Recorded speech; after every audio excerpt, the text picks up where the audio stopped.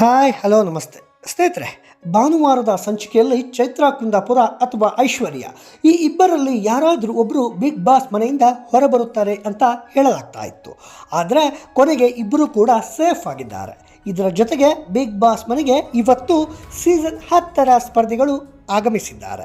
ಹಳಬರ ಹೊಸಬರ ಮಹಾ ಮಿಲನವಾಗಿದೆ. ಹೊರಗಡೆಯಿಂದ ಯಾರು ಬರ್ಬೋದು ಅಂತ ಸ್ಪರ್ಧಿಗಳೆಲ್ಲ ಬಹಳ ಕುತೂಹಲದಿಂದ ಕಾಯ್ತಾ ಇರುವಾಗ ಬೆಂಕಿ ತನಿಷಾ ಕುಪ್ಪಂಡ ಬಿಗ್ ಬಾಸ್ ಮನೆಗೆ ಎಂಟ್ರಿ ಕೊಟ್ಟರು. ಅವರನ್ನು ನೋಡಿ ಮನೆಯ ಸದಸ್ಯರೆಲ್ಲರ ಹರ್ಷೋದ್ಗಾರ ಮುಗಿಲು ಮುಟ್ಟಿತ್ತು. ಇವರ ಬಳಿಕ ಸೂಟು ಬೂಟ್ನಲ್ಲಿ ಡ್ರೋನ್ ಪ್ರತಾಪ್ ಬಂದಿದ್ದು.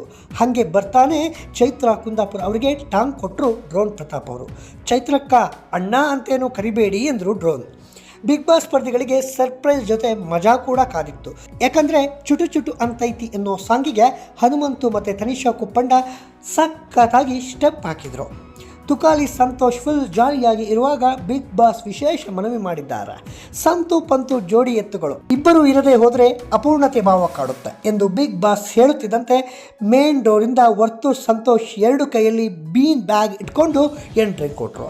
ಇದನ್ನು ನೋಡಿದ ತುಕಾಲಿ ಸಂತು ಓಡಿ ಹೋಗಿ ಗೆಳೆಯನನ್ನು ಅಪ್ಪಿಕೊಂಡು ಸಂತಸವನ್ನು ವ್ಯಕ್ತಪಡಿಸಿದರು. ಸದ್ಯ ಬಿಗ್ ಬಾಸ್ ಮನೆಯಲ್ಲಿ ಹೊಸ ಕಳೆ ಬಂದಿದ್ದು ಹಳಬರು ಮತ್ತು ಹೊಸಬರ ಮಹಾ ಮಿಲನವಾಗಿದೆ. ಮೊದಲು ಬಿಗ್ ಬಾಸ್ ಮನೆಗೆ ಹಳೆಯ ಸ್ಪರ್ಧಿಗಳನ್ನು ಒಬ್ಬರು ಅಥವಾ ಇಬ್ಬರನ್ನು ಮಾತ್ರ ಕಳಿಸ್ತಾ ಇದ್ದರು. ಆದರೆ ಇದೇ ಮೊದಲ ಬಾರಿಗೆ ಹಳೆಯ ಎಲ್ಲ ಸ್ಪರ್ಧಿಗಳನ್ನು ಹೆಚ್ಚಿನ ಸಂಖ್ಯೆಯಲ್ಲಿ ಕಳಿಸ್ಕೊಟ್ಟಿದ್ದಾರೆ. ಒಟ್ಟು 4 ಬಿಗ್ ಬಾಸ್ ಮನೆಗೆ ಬಂದಿದ್ದಾರೆ.